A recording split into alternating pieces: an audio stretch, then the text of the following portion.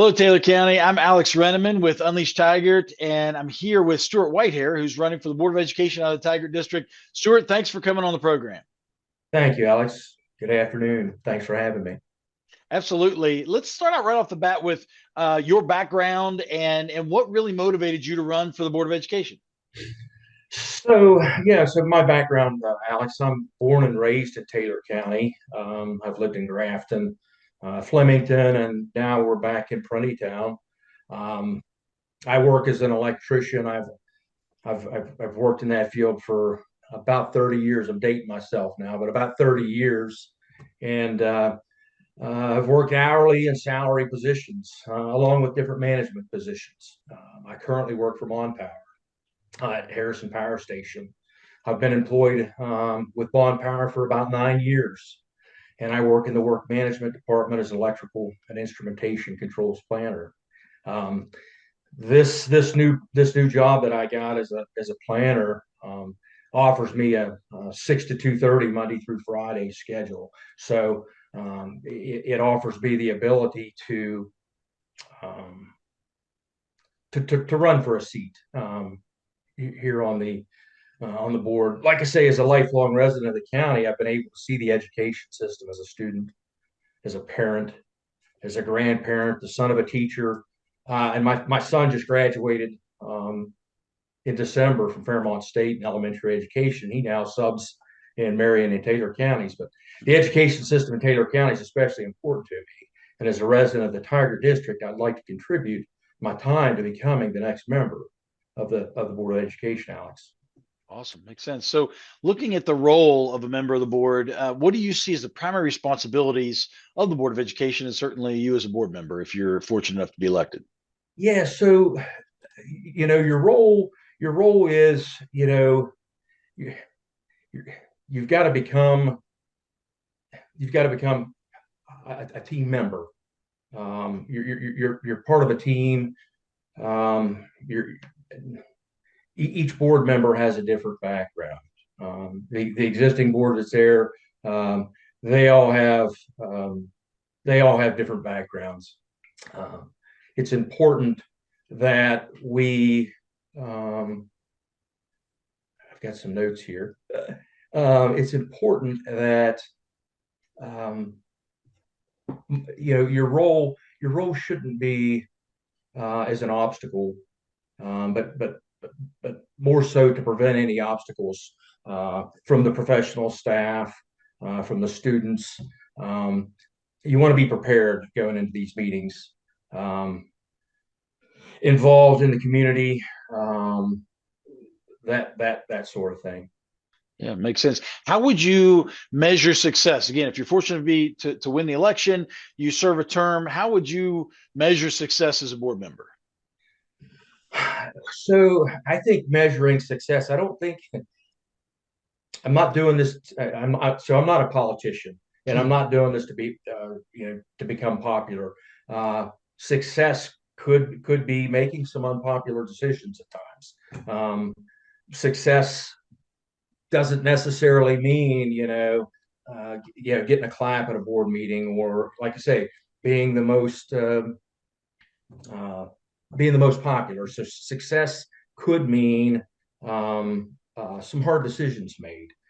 Success can mean some good decisions, but hard decisions. And I look forward to the challenge.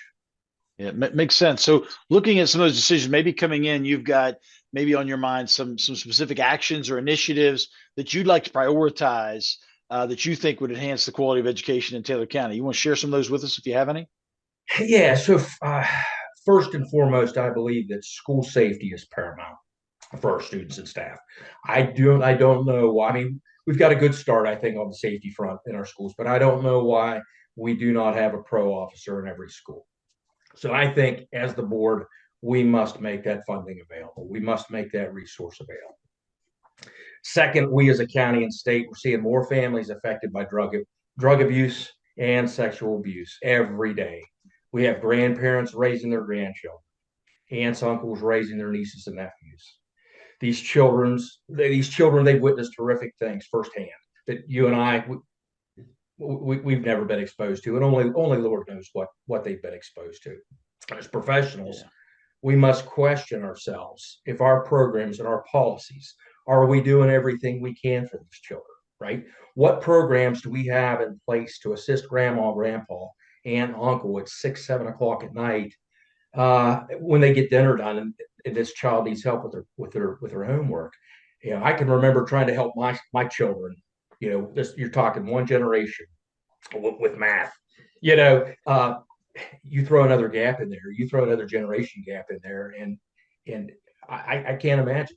So, do we have what resources do we have? What's out there for them? There's all kinds of online help. There should be some online help. Can we have a tutoring service online that the kid can call into? All the kids have iPads. Uh, should have high speed internet access. Maybe parts of the county a little faster than others. Those are the kind of things. But third, I'm also a firm believer that not every child is suited for college. More effort and focus must be placed on vocational training and expansion of our current programs, and the addition of many other programs, not only for our children, but our community and our state. I currently serve on an advisory council for the Marion County Technical Center to guide and steer their electrical program, assuring their students are ready for the real world, making sure they receive the highest quality of training and that will prepare them for successful careers, Alex. With that experience and connection, I hope to bring new ideas and programs to the students of Taylor County. That's great. Let's look. So we've talked a little about what a successful board member looks like. And some of the initiatives you want to bring forward. Let's look at the broader vision of what is your vision for the future of education in Taylor County. So I think my broader vision for the future education in Taylor County does include some vocational training, but I think we've got to keep the charter schools at bay. I really do. I don't think we want to pull. Um, we can't pull that funding from our current system. With those charter schools, they can allow just anybody with a bachelor's degree to teach your children, and that's kind of a slap in the face to our professional educators, those that have degrees in education. So I see, further expanding our current system with technology, growing that technology. But at some point, we kind of got to get back to the basics as well. I'm a firm believer of sitting in a classroom. There's something to be said about sitting in a classroom and paying attention. Technology, it's great to have, but cell phones, they have their place. You hear me say, most kids have phones. That's fine to carry them to school, but in a classroom, they shouldn't be in the classroom. If they're in the classroom, put them in the front, put them away. They shouldn't be out in the classroom. So that's where I'd like to see. That's where I'd like to see our school systems head. So with that vision, let's say as executor, whatnot, what tangible outcomes would you like to see from our education system here in Taylor County? So, so we already. I mean, I don't have the statistics. We have a good graduation rate. I'm sure we always did growing up, but those numbers could get better. We can do better. I'd like to do a better job retaining educators. I see so many educators going out of county because they're paying a little bit more. I'd like to set the bar. I'd like Taylor County to set the bar. I'd like other teachers to say, "Hey, let's go to Taylor County. They're paying more." Uh, th- that's how I think that we move our system forward. Um, you know that has to be done at it starts at a county levels. You have to get on board with the state. That funding has to be there. The taxpayers have to get on board with all that, and we have to be, as members, we have to be fiduciary responsible with the money, with the taxpayers' money. So. Yep. Makes sense. Let's talk, so in our counties, you look around, you find tons of challenges and we can all point out, but there's opportunities too. And so we're going to talk about both challenges and opportunities. Let's start first with the challenges. I mean, what do you believe is really the most pressing educational issue facing our county, and how might you want to try to address that as a board member? So, and as a board member, Alex, I've been to several board meetings, and most of the meetings there's agendas, right? The professional staff at the board office, Dr. Stallings and his staff, does a wonderful job at putting together your agenda. What needs looked at, but there's certain state law, state code, federal mandates that kind of dictate what you can and what you can't do.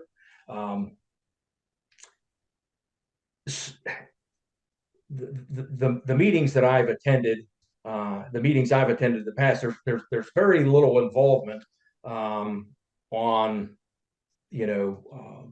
what the board actually does. Like I say, it's a lot of agenda based. You're passing budgets, you're passing, making sure bills are paid, making sure there's hirings, firings. Unfortunately, you have to deal with some disciplinary things as well, and that all gets in the way. But most of what I've seen and what I've witnessed with attending these board meetings is it's just it just kind of flows. Everything else, you put the right folks in place to make those things happen. I'm not I don't have an education background. I'm an electrician, but everybody together as a team. You develop a team, and that team does, you know, they shine. Yeah. So. That makes sense. What about on the other side? So the challenges are there and they abound in our county. And you mentioned some of them earlier in the, whether it's the opioid epidemic that's created challenges and generational parenting and those things. But what about on the opportunity side? What do we have available to us in our schools that you think might be an opportunity we can, expound upon or expand upon? What do we have available in our schools? Alex, we have our teaching staff. Our teachers are wonderful. Some of the teachers that I had and you had in school, they're still there. Yeah. I don't know how they do it, but they do it every day. They get up and they do it, and they do it for the right reasons. They do it because they want the children to learn. And I think that we need to find more of those teachers. Right, we need to find more of those teachers, and those teachers touch lives. They've touched the lives of my son. They've touched me, but I didn't fall in that path. But my son, he followed in my mother's footsteps, and those are the kids that we reach out to. Right, those are the kids that can help and want to stay here and want to stay in Taylor County and want to see Taylor County grow. And I just want to help that's what we have to offer is Taylor County. Yeah, that's great. So when you talk about the teachers are great, we talk about our community, and being a board member, you're somewhat of a representative of the rest of the constituency within the county. So how do you plan to engage with parents and teachers and students and all stakeholders to ensure their voices are heard and incorporated into your decision making as a board member? Right. Well, let me share this. I plan on having a set office hour posted to the community, 2 to 4 hours, a week, that I'll guarantee that I'll sit down and I'll answer questions, email back and forth. That's a good start. Anything above and beyond that, that's on our own. But if you look back, here's where I'm at with it. If you look at I've sifted through about 4 years worth of Board of Education meeting notes. Okay. And over 4 years, you see there's 5 board members. You see votes are 5-0, 5-0, yays or nays. You never see 4-1, 3-2. I'm going to be that guy. I'm going to be the guy that questions. I'm going to be that guy. I can't believe in 4 years that it's been unanimous, that all five are in agreement on every subject that they voted upon. And I'm going to be that guy. I'm going to be that guy that questions it. Yeah, perfect. So we're on the downslope. Just a couple other questions here, and this is just more lighthearted. Can you share a favorite memory of yours, or a moment that maybe reflects what you love about this community? Favorite memory. Boy, I tell you, I have so many memories. Childhood memories of the schools. Like I say, I started out in Flemington Elementary. Um, probably probably Alex is going to be running down the steps. It's running down the steps at the middle school, Middle school, huh? at Grafton Middle School up on West Washington Street. At the end of the day, the buses lined up on Main Street, and I don't. I think our kids, they're on the hill up here in Town now at Taylor County Middle School. But I wish my kids would have experienced Grafton Middle School. I have fond memories of that school, old school, but very fond memories of that school. Yeah, that's awesome. Yeah. Stewart, as is customary to this program, we offer the last word to the candidate. So, what is it? What message would you like to leave with the voters as we conclude our interview here today?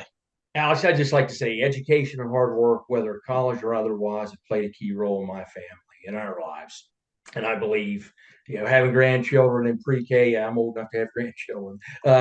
Not in this county, but in Mon County, and a range of experiences and other life, with life after pre-K, through myself, my wife, my children. It gives a unique perspective on the relationship between our school system, its students, and the world. So that's all I've got to.